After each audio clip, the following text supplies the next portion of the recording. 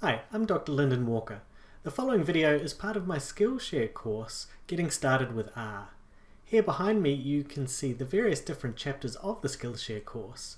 You can click on the link below the video to take you to the SkillShare course, and you'll be able to download the data that I use in this video and work along with it.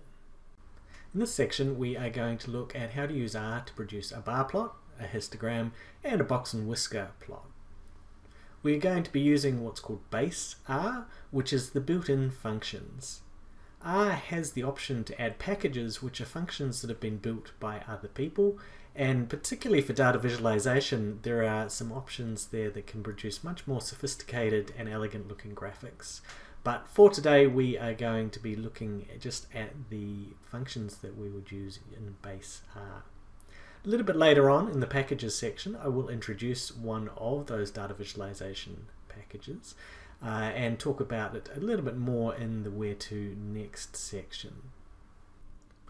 We're going to produce three different plots: a bar plot, a histogram, and a box and whisker plot.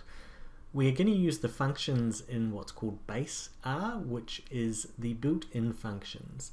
There are some packages, and we'll learn more about packages a little bit later, that can produce much more attractive graphs in addition to doing lots of other things. But for now we're just going to focus on the very simple built-in ones. So the first one that we are going to do is a bar plot. In order to do a bar plot we need to provide the bar plot function with the categories and frequencies. So if we have raw data like we do here, we need to use the table function to generate the frequencies and then provide that to bar plot. We could do this in two different ways. So we can do it in the way that I have presented here, where we have table inside of the bar plot function, or we could have done it like we did earlier on with sex table, where we made this object and then we provided it to the next function along. So if we come back to bar plot and we run this, then we get the bar plot. And we can see down here in the window that it doesn't look very good at all. And the reason for this is we have a lot of categories and not a lot of space here. But what we can do is hit the zoom button, and the zoom button will bring up a window that we can then stretch out. And as we stretch it out, we can see that we get all of the different categories actually written in there. So there are some different options if we wanted to try and change them to be written vertically instead of horizontally. Alternatively, we could turn the bar plot around so it was horizontal instead. But the starting point really should always be to just click on that zoom and stretch things out so that there's enough space for all of the text to appear.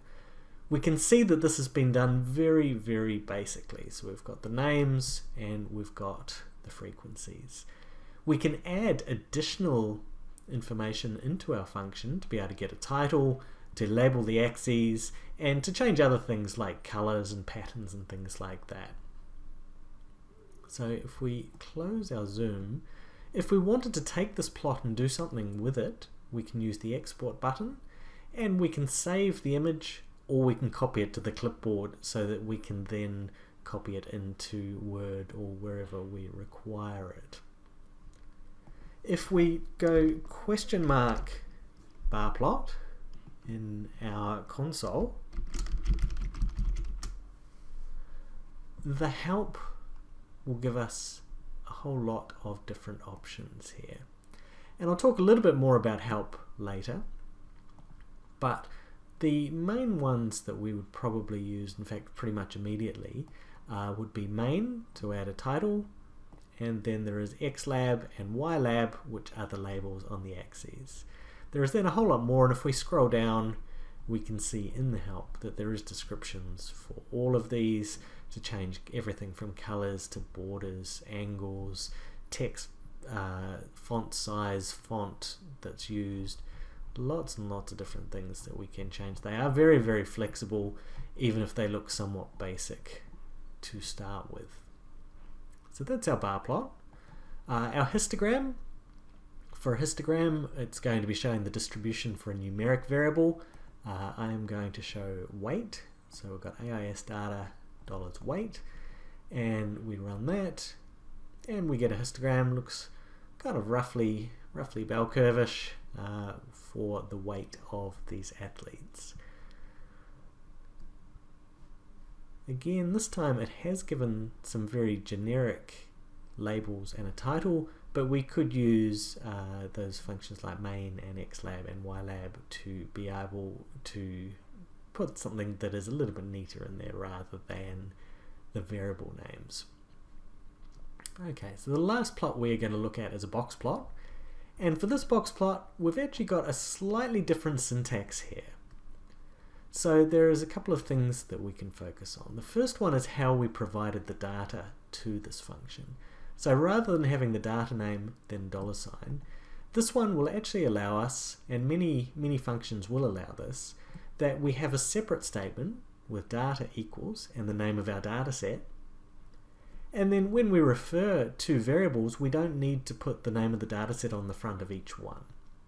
So this is quite convenient, particularly when we have a lot of variables inside our function that we are needing to refer to, that we don't need to keep saying AIS data over and over. We will see this in use a little bit later for our t-test and our regression. The second thing that is new is the tilde sign. So tilde sign, depending on your keyboard layout, normally in the top left, and what this does in R is it says that whatever variable is on the left of it is a function of the one on the right of it. So in this case with boxplot, what it's doing is it's saying, let's do boxplot of weight, but split by sex. So it provides an indication to R that we are dividing this up by some categories. Later on, when we do a regression model, it's how we would say split the independent variables from the dependent variable. So here for our box plot, we're going to have a box plot of weight, but actually done separately for sex. So let's run this, and we'll zoom in on this one, and we can see that we have the weights of the athletes, but we have two separate plots, one for female and one for male. And as we would probably expect, there's a bit of a difference here. And we can investigate this a little bit further in our next section when we look at t-tests. Thanks for watching this video. Please like and subscribe to support more academic content for Masters and PhD students who are embarking on their research journey. Also, see below the video for links to our YouTube, Facebook community and SkillShare.